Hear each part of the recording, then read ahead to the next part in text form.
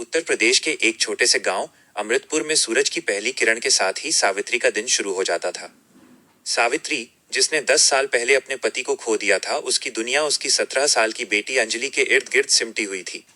अंजलि 12वीं कक्षा की छात्रा थी, मेधावी, शांत और बेहद संस्कारी। वो केवल अपनी माँ का हाथ ही नहीं बटाती थी, बल्कि गांव की उन चंद लड़कियों में से थी जो डॉक्टर बनने का ख्वाब देख रही थीं। सावित्री का कच्चा मकान भले ही छोटा था, लेकिन अंजलि की किताबों और उसके हौसलों ने उसमें एक अलग ही चमक भर दी थी। अंजलि दिन भर पढ़ाई करती और शाम को माँ के साथ मिलकर सिलाई कढ़ाई का काम करती ताकि घर का खर्च चल सके। सावित्री अक्सर अंजलि को देखती और मन ही मन कहती, मेरी बेटी एक दिन इस गांव का नाम रोशन करेगी।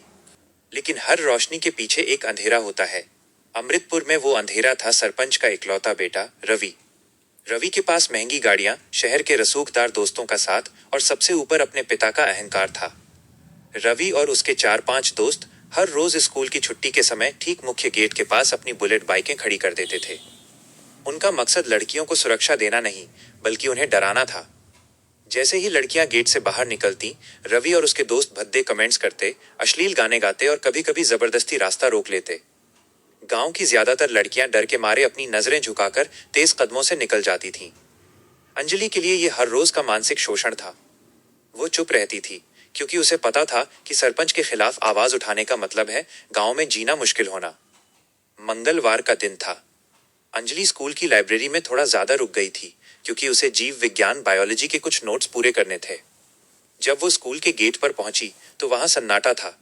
बस एक कोने में रवि और उसके 2 दोस्त खड़े थे। अंजलि ने अपनी चादर को कसकर ओढ़ा और सिर झुकाकर निकलने की कोशिश की।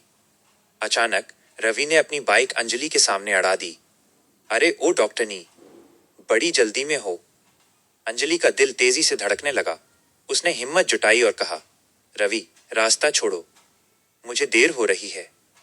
रवि ठहाका मारकर हंसा। उसने अपनी बाइक से उतरकर अंजलि का हाथ कलाई से जोर से पकड़ लिया। अंजलि चीखी, छोड़ो मुझे, लेकिन रवि की आंखों में हैवानियत थी। उसने अंजलि को अपनी ओर खींचा और उसके चेहरे के करीब आकर उसे चूमने की कोशिश करने लगा।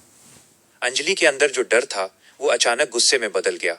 उसने अपनी पूरी ताकत झोंकी और रवि को जोर से धक्का दिया। रवि अनियंत्रित होकर पीछे गिरा और अंजलि वहां से भाग निकली। वो तब तक नहीं रुकी जब तक उसने अपने घर की चौखट पार नहीं कर ली। घर पहुंचते ही अंजलि अपनी मां सावित्री से लिपट गई और दहाड़े मार मार कर रोने लगी। सावित्री घबरा गई। उसने अंजलि को संभाला। क्या हुआ मेरी बच्ची? मास्टर जी ने कुछ कहा या रास्ते में किसी ने कुछ बोल दिया? बता तो सही। अंजलि सिसकते हुए बोली, मां, रवि, उसने मेरा हाथ पकड़ा। उसने बदतमीजी की। मैं अब स्कूल नहीं जाऊंगी। सावित्री का खून खौल उठा।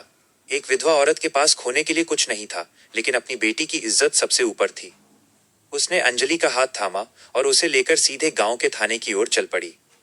रास्ते में लोग देख रहे थे, फुसफुसा रहे थे, लेकिन सावित्री के कदम नहीं डगमगाए। थाने में दरोगा रामपाल मेज पर पैर रखकर चाय की चुस्कियां ले रहा था। जब सावित्री ने पूरी घटना बताई और कहा कि वो रवि के खिलाफ रिपोर्ट दर्ज करना चाहती है, तो दरोगा का चेहरा बदल गया। सरपंच के बेटे के खिलाफ? औरत, होश में तो है? छोटी मोटी बात है, लड़कों से गलती हो जाती है। जा, घर जा और अपनी लड़की को समझा कि बाहर कम निकला करे। यहां कोई शिकायत दर्ज नहीं होगी। सावित्री गिड़गिड़ाई, साहब, उसने मेरी बेटी को चूमने की कोशिश की। ये छोटी बात कैसे हो सकती है? आप रक्षक हैं, हमारी रक्षा कीजिए। दरोगा ने मेज पर मुक्का मारा। चुप रह। ज्यादा बोलेगी तो तुझे और तेरी बेटी को इसी हवालात में डाल दूंगा। सरपंच जी को पता चला तो वो तुम्हारा हुक्का पानी बंद करवा देंगे। निकलो यहां से। पुलिस वालों ने उन दोनों को धक्के देकर बाहर निकाल दिया। अंजलि टूट चुकी थी, लेकिन सावित्री की आंखों में अब एक ठंडी आग थी। अगले दिन सावित्री गांव से पैदल और बस के जरिए जिला मुख्यालय पहुंची। उसे पता चला कि यहाँ एक नई आईपीएस अधिकारी आई हैं, रागिनी चौधरी। रागिनी मात्र 23 साल की थीं, लेकिन उनकी ईमानदारी के चर्चे पूरे जिले में थे। सावित्री ने घंटों इंतजार किया और आखिरकार उसे रागिनी के केबिन में जाने का मौका मिला। सावित्री ने रो रो कर पूरी दास्तां सुनाई। रागिनी ने सब सुना, अंजलि का संघर्ष, रवि की हैवानियत और दरोगा की बदतमीजी। रागिनी की मुट्ठियां भिंच गईं। उन्होंने सावित्री के कंधे पर हाथ रखा और कहा, माँ जी, आपने सही किया जो आप यहाँ आई। अब सजा भी मिलेगी और इंसाफ भी होगा।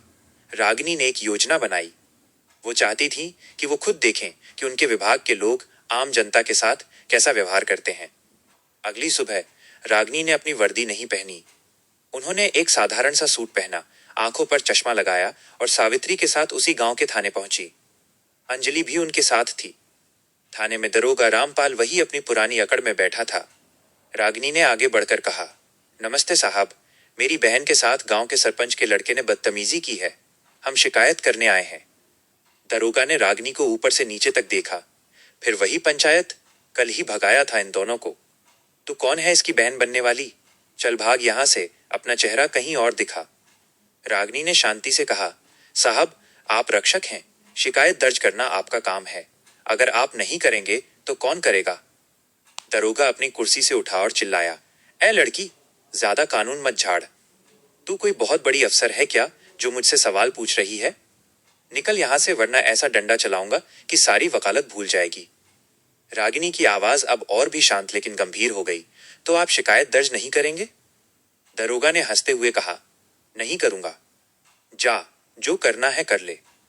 रागिनी ने धीरे से कहा, ठीक है, आप सस्पेंडेड ऑफिसर हैं। दरोगा हक्का बक्का रह गया। क्या पागल हो गई है क्या? तभी रागिनी ने अपने पर्स से अपना आईपीएस आई कार्ड निकाला और मेज पर पटक दिया। कार्ड पर लिखा था, रागिनी चौधरी, आईपीएस पुलिस अधीक्षक, एसपी। जैसे ही दरोगा की नजर उस कार्ड पर पड़ी, उसे ऐसा लगा जैसे किसी ने उसके कान पर बम फोड़ दिया हो। उसका चेहरा सफेद पड़ गया। जो पैर मेज पर थे वे कांपने लगे। वो झटके से सीधा खड़ा हुआ और उसके हाथ अपने आप रागिनी के सामने सैल्यूट के लिए उठ गए। मैडम, मुझे माफ कर दीजिए। मुझे पता नहीं था कि आप। मेरी गलती हो गई मैडम, दरोगा हकलाने लगा। रागिनी की आवाज अब पूरे थाने में गूंज रही थी। चुप रहो। तुम्हें जनता की सेवा के लिए यहां बैठाया है, रसूखदारों की तलवे चाटने के लिए नहीं। जब एक गरीब औरत रोती हुई आई थी, तब तुम्हारी वर्दी का धर्म कहां गया था? तुमने न केवल इस बेटी का अपमान किया, बल्कि पूरी पुलिस बिरादरी को शर्मसार किया है। तुम अभी के अभी सस्पेंड हो। रागिनी ने तुरंत अतिरिक्त पुलिस बल मंगवाया। वह खुद जीप में बैठी और सरपंच के घर पहुंची। सरपंच अपनी हवेली में बैठा चाय पी रहा था। जब उसने देखा कि खुद एसपी मैडम उसके दरवाजे पर खड़ी हैं, तो वो चापलूसी करने लगा। मैडम आइए, कोई सेवा हमारे लायक? रागिनी ने कड़क आवाज में कहा, सेवा तो बहुत होगी। अपने बेटे रवि को बाहर निकालिए। रवि जब बाहर आया तो उसे लगा कि उसके पिता उसे बचा लेंगे, लेकिन रागिनी ने बिना किसी देरी के कांस्टेबलों को आदेश दिया, इसे हथकड़ी लगाओ। रवि चिल्लाने लगा, मेरे पिता सरपंच हैं, आप मुझे नहीं छू सकती। रागिनी ने उसके पास जाकर कहा, तुम्हारे पिता सरपंच होंगे, लेकिन मैं कानून हूं। नाबालिग लड़की के साथ छेड़छाड़ और अपहरण की कोशिश का केस दर्ज होगा। आईपीएस रागिनी ने खुद इस केस की निगरानी की और सुनिश्चित किया कि कोई भी गवाह डरे नहीं। कुछ महीनों के बाद कोर्ट ने रवि को कड़ी सजा सुनाई और उसे कई सालों के लिए जेल भेज दिया गया। दरोगा रामपाल पर भी विभागीय कार्रवाई हुई। अमृतपुर गांव अब बदल चुका था। अंजलि ने फिर से स्कूल जाना शुरू किया। अब जब वो गेट से निकलती थी तो गांव के लोग उसे सम्मान से देखते थे। रागिनी चौधरी की बहादुरी और ईमानदारी की कहानियां अब हर घर में सुनाई देती थीं।